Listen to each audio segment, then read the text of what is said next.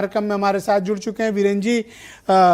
मैं आज देख रहा हूं कि आज लगातार मीडिया में हो या सोशल मीडिया में ये बात लगातार आ रही है कि भारतीय जनता पार्टी हिंदुत्व के अपने एजेंडे को काफ़ी धार दे रही है, सेंटर स्टेज पे ला रही है और वहीं अपोजिशन पीडीए के मुद्दे को उतनी ही तेजी से रेस कर रहा है। आपको क्या लगता है कि जिस तरह के चुनावी पैटर्न महाराष्ट्र, बिहार और हरियाणा में रहे हैं, उत्तर प्रदेश में और पश्चिम बंगाल में, क्या इस तरह का डिवीजन हो सकता है? ब्रजेश जी, एक बात जो सबसे पहले दिखती है वो है कि बीजेपी बिहार में जो जीत मिली है, प्रचंड जीत, उसको लेकर यूपी में कोई गफलत पालने वाली नहीं है। बिहार का जीत अप्रत्याशित है, वो जानते हैं, लेकिन उत्तर प्रदेश में माहौल कुछ अलग है और वो यहाँ पर सीरियसली काम करेंगे, इसके लिए वो तैयारी कर रहे हैं। ये जो 80 और 20 की बात आई है वो इसीलिए लगता है कि बीजेपी का जो मुख्य एजेंडा होगा वो हिंदुत्व होगा। और लोकसभा चुनाव में अगर आप देखें तो 2014 से लेकर 2024 के बीच के 3 चुनाव जो हुए, 2014, 2019, 2024, ये बीजेपी की सीटें घटी हैं उत्तर प्रदेश में। इसको बिहार से आप तुलना नहीं कर सकते। यूपी एक बहुत बड़ा राज्य है और विधानसभा में भी बीजेपी की सीटें घटी। तो बीजेपी इस डाउनफॉल को रोकने के लिए तमाम उपक्रम कर रही है और उसी में यह भी एक काम है कि हिंदू एकजुट हो जाए। हिंदुत्व का एक अलग उन्होंने नारा दे रखा है जी। कांसीराम 85-15 का नारा देते थे, लेकिन उसमें मुसलमान भी शामिल था। बीजेपी के 80 और 20 के नारे में मुसलमान शामिल नहीं है। बीजेपी मुसलमान को टिकट नहीं देती है, लेकिन मंत्री बनाती है, मंत्री और एमएलसी बनाती है बैकडोर से। और जब बीजेपी सत्ता में आ गई तो इन लोगों ने कहा कि गांव-गांव में मुस्लिम भाईचारा सम्मेलन शुरू करेंगे जिले जिले में। हिंदू का वोट ले लिया, फिर मुसलमान का भी कुछ वोट इनको चाहिए था, लेकिन उसमें ही काम गड़बड़ा गया और वहीं से वोट घटना शुरू हो गया। तो अब तो मुस्लिम भाईचारा वाला सम्मेलन बंद है।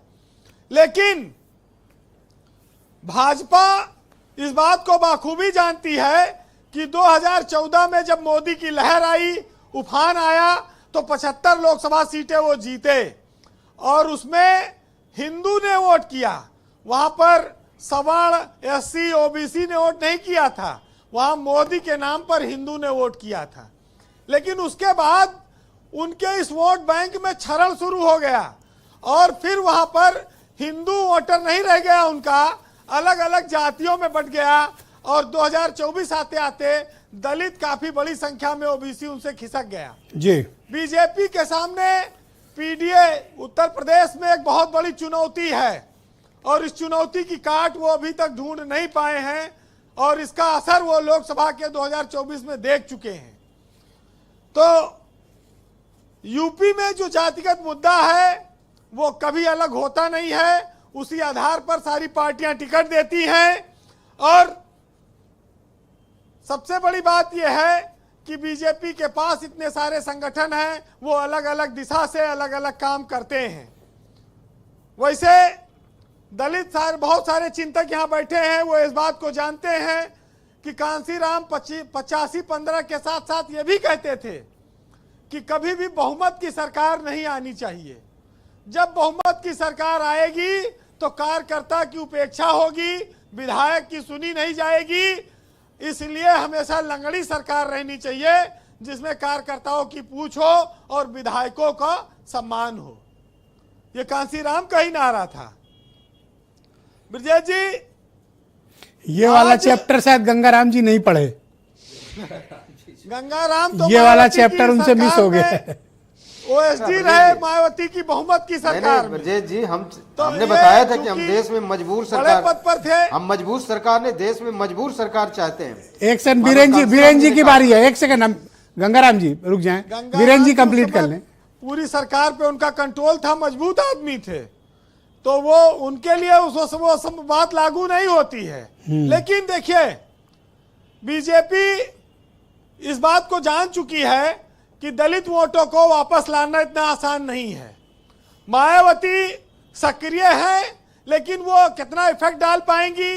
चंद्रशेखर आजाद भी उधर सक्रिय है, लेकिन पीडीए ने जो 24 में प्रदर्शन किया है वो बीजेपी के लिए चिंता का विषय है। वो इसीलिए हिंदुत्व में सबको जोड़ती है, ओबीसी और दलित को अपने साथ लेकर चलना चाह रही है। वैसे ब्रजेश जी देखिए, बीजेपी के पास बहुत सारे थर्मामीटर हैं। वो किसी को पैरासीटामॉल देती है, किसी को इंजेक्शन लगाती है, किसी के चिकोटी काटती है, किसी का टेम्परेचर नापती है। ये तो बीजेपी ये बताओ वालों कि के पास हर हथकंडा। सुरेंद्र राजपूत जी को क्या इंजेक्शन दिया है, दवाई दी है? ये तो लेट गए हैं। सुरेंद्र राजपूत को ग्लूकोज की बोतल देनी पड़ेगी, और वो भी पूरी 1 लीटर वाली, और 2 दिन तक चढ़ाना पड़ेगा। और बच्चों के तब डॉक्टर इनकी वर्मा जी को क्या दिया है? जी बच्चों के डॉक्टर वर्मा जी को क्या दिया है? नहीं, वर्मा जी तो पीडीए का इनका मामला तेज चल ही रहा है। इनकी पार्टी ने तो अच्छा प्रदर्शन कर लिया। डबल ग्लूकोज लगाए। नहीं, इनका गठबंधन है, आपस में बच्चों वाली दवा डोज बढ़ा देंगे, बड़े पे लागू हो जाएगी, उसमें क्या है भाई। 1 गोली की जगह 2 गोली खिला देंगे। फिलहाल भारत के सियासत में परमानेंट देखिए, सरकारें चुनाव कोई जीत नहीं पाता, लेकिन उत्तर प्रदेश एक ऐसा राज्य बना जिसमें बीजेपी की एक प्रयोगशाला वो बन सकता था, लेकिन लोकसभा चुनाव में वो डाउनफॉल कर गई, और इस वजह से उनकी चिंता उत्तर प्रदेश को लेकर है। और यहां पर जो हथकंडा चलेगा वो चलाएंगे। लेकिन मुसलमान वोट खाली कांग्रेस और विपक्ष या सपा की ही जरूरत नहीं है, बीजेपी भी मुसलमान वोट की दरकार रखती है, और इसीलिए उसने एक मंत्री बनाया है उत्तर प्रदेश में, एमएलसी हैं उनके। जी वीरेंद्र जी, और कंक्लूड करें। बहुत सारी चीजें हैं, लेकिन जो समाज में किसका कितना योगदान है, इस बात को नहीं भुलाना चाहिए। हिंदू मुस्लिम एकता, हिंदू मुस्लिम का अस्तित्व इस देश से खत्म नहीं हो सकता। वो एक बहुत महत्वपूर्ण स्थान रखता है। ये जरूर है कि इस समय बीजेपी कई बार, भाई उनके यहाँ इंद्रेश जी भी एक चलाते हैं, मुस्लिम मंच चलाते हैं, वो भी मुसलमानों को जोड़ते हैं, तो बहुत सारे काम आगे पीछे से होती रहती है। लेकिन मुसलमान को एकदम तिरस्कार नहीं किया जा सकता, ना उसको अलग किया जा सकता है, ना उसको भगाया जा सकता है। और उनके देश की आज़ादी में, निर्माण में उनके योगदान को भी आप कमतर नहीं आंक सकते हैं। वोट देना न देना ये अलग बात है, लेना न लेना अलग बात है। तो सुनिएगा कि मेराज फैजाबादी का एक शेर है कि हम ही को कातिल कहेगी दुनिया, हमारा ही कत्लेआम होगा, हम ही को कुएं खोदते फिरेंगे, हम ही पे पानी हराम होगा। अगर यही जहनियत रही तो मुझे ये डर है कि इस सदी में न कोई अब्दुल हमीद होगा, न कोई अब्दुल कलाम होगा। इस डिबेट में चौथा शेर और कविता आई। बहुत शुक्रिया वीरेंद्र जी आपका ग्राउंड जीरो से अपने फीडबैक, ओपिनियन और ऑब्जर्वेशन हम तक पहुंचाने के लिए।